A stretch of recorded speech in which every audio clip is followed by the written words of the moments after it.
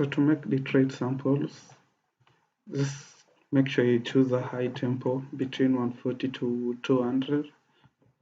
So the BPM I chose was 174, and I started with this piano melody. The VST I used was Keys on Classic. It's a free VST, by the way. Let me turn off the effects so I can play you the original pattern I started with. Here's the pattern. You can see it has some bass notes and a top melody. Most of these Detroit loops and melodies do not have a lot going on. Just as long as you get your primary melody, which is in most cases the piano, right, the loop is going to turn out fire. So the key I'm going to make the loop in is in F sharp minor. And this is how I made the loop. So I started with the bass note, which is of course the F sharp key. Then I drew in a top chord, minor chord. Sorry.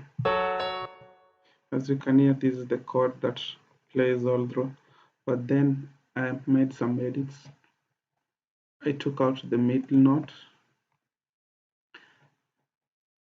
and then just strummed the top note, as you can see. And then I went to the half semitone to create some nice dark tension, and then back to the C sharp key, which makes like a complete shift between two keys. And then I copy pasted the pattern to the second bar, and what I did, I took this C sharp key and I pitched it up to the G sharp key, which is still in the scale. And then I copy pasted this pattern to the second two bars. Then I copy pasted the top melody, of course, to the second four bars, but I added some edits to the bass notes. So instead of the bass notes staying the same as the F sharp key, I took it down five notes, I'm sorry. Let me check. Yeah, I took it down 5 notes. And then for the final two bars, we came back to the E key. Adding movement to your bass ensures you got some unique melody.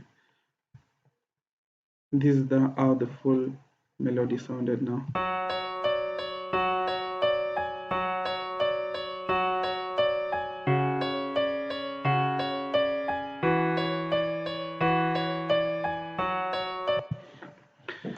So on effects, this is what I added.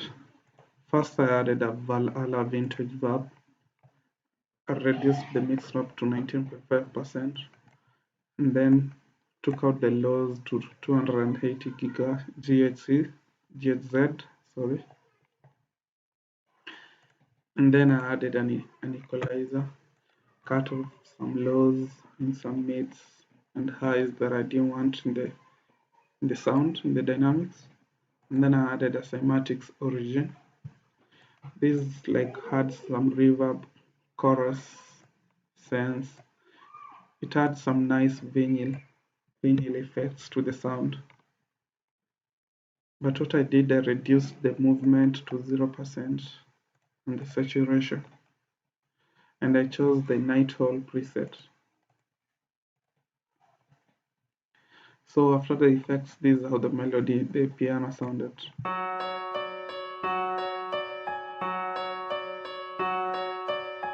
It doesn't sound so plain as it was at first. So the second instrument I went to was a pad from Morphine.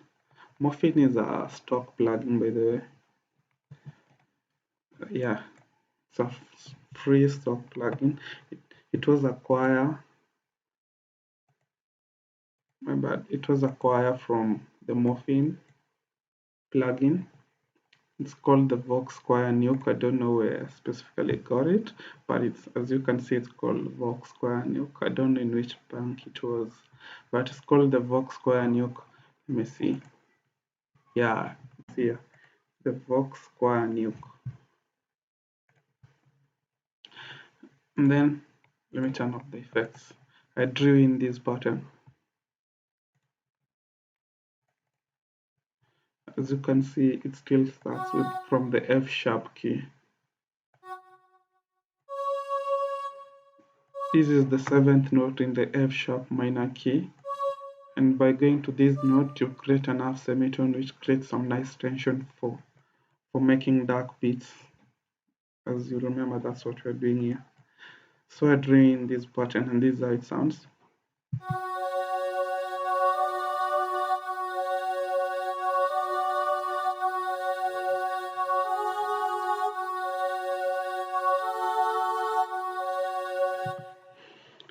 Yeah, this note and this note are still in the F sharp key and they're still half semitones. So it creates some nice uniqueness to the melody. I added the effects. I didn't do so much in terms of effects. I just added an equalizer, cut some lows and highs, boosted some mids.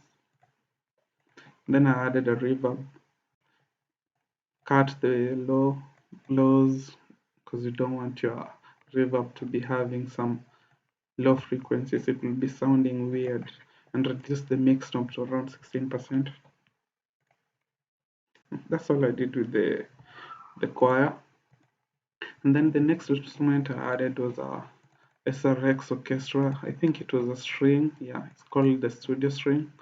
Those that have been watching my videos, you know I usually love this string. It's a crazy sounding string.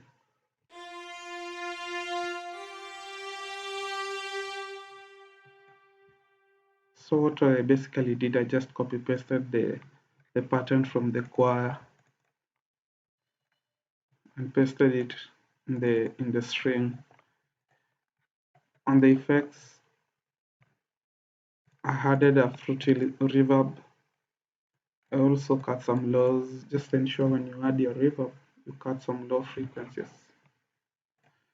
And then I added a shaper box. Shaper box is a very nice effects plugin.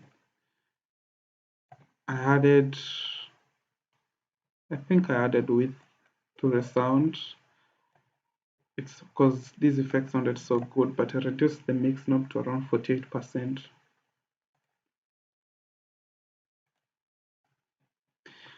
And the next instrument I went to was more string, but these strings were like a bass.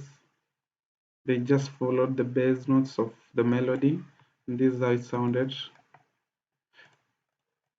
On the strings, what I added was a reverb, cut some lows of course, and a parametric EQ to just cut some lows and highs. And this is how the bass strings sound like. The bass strings bring the cinematic effects to the whole loop. These are the strings sounded like.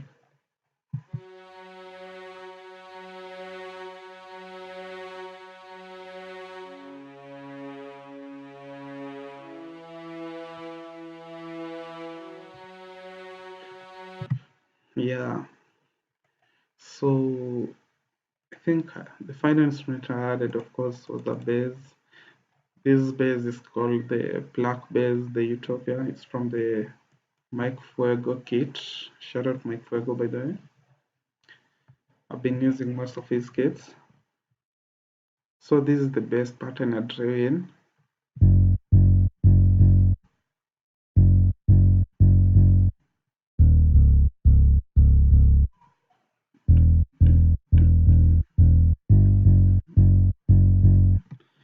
Yeah, that's all the instruments I added.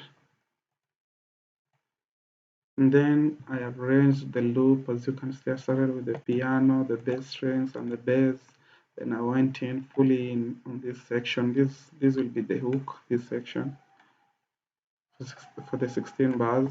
So I went fully in with the sounds, and then I took out some sounds. I just arranged it to give the artist or the producer more chance to mess around with the loop. And then I arranged the stems for those guys that will require to add some things to the loop. Yeah, and this is the final loop now. This is the final loop. Yeah.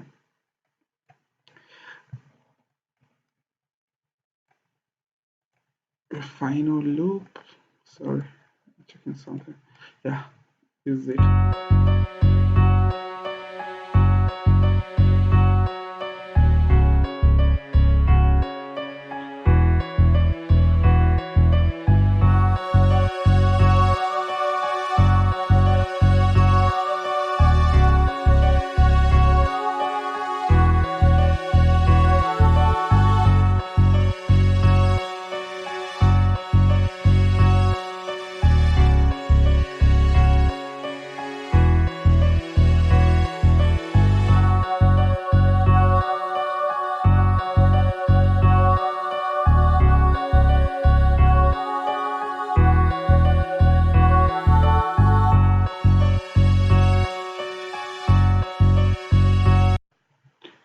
Here you.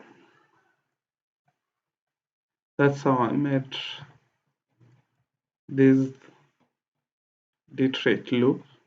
And by the way, sometimes when you're making your loops and you are done, you can try pitching it up or down to find a sweet spot for the loop. But unfortunately, I can't manage to do it because I had already rendered with the loop with the bass. So pitching it up or down will really make it sound so muddy. But that's a tip that you can add to your skill set. Yeah, that's how you make SG and 42 Dugg loops.